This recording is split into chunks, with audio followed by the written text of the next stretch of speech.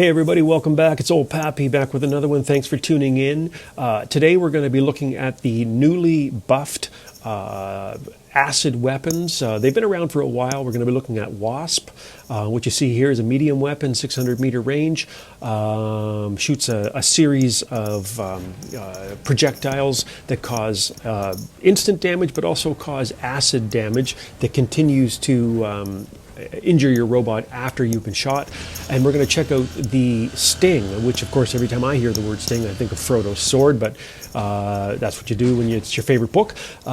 Anyway, so I wanted to kind of check it out because I've noticed in the past, and what Pixo has noticed as well clearly, is that these weapons have lots of potential, especially when used against something like the leech, because the acid damage actually bypasses the resistance that the leech gets when it turns its leech ability on. And so even though your initial damage is reduced, the acid damage actually does full damage. And so it's a really great counter to these leeches. Now the problem is these weapons, especially the Wasp, have been notoriously inaccurate. Especially at distance. Like when you're doing a maneuver like right here, you jump in the air and you'd be shooting, and half the time your shots would be missing to the left or to the right. It's totally crazy. You have this weapon, you can't hit anybody with it. Well, Pixel recognized that, and instead of doing what typically they do, which is just give it more damage, they actually decided to try to make it more accurate. So this new change, same amount of damage. Oh, here comes a little phantom trying to get me here. I'm going to try something here. I'm going to jump backwards and see if I can hit him when I jump. So I jump backwards, I hit him. You can see the acid damage, that little indicator on top of him, and it continues to do acid damage against him. Look, it's still doing it. Still doing the acid damage. And bingo, he dies. So this video is going to see, is it more accurate? Is it making a big difference or not?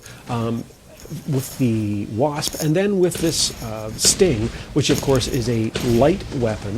I have my Wasp equipped here on a Spectre, and one of the reasons why I did that is because the Spectre has an ability when you jump in the air, it actually increases, momentarily, it increases the amount of damage you can do. So I'm really trying to time my jumps and the use of my weapons to get the maximum amount of damage that I can.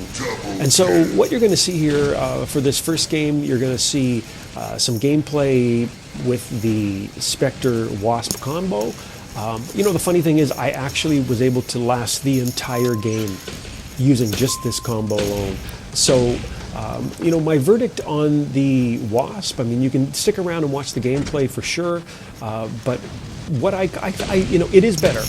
You know, I'm not going to say it's perfect. I wish it had a little bit more damage.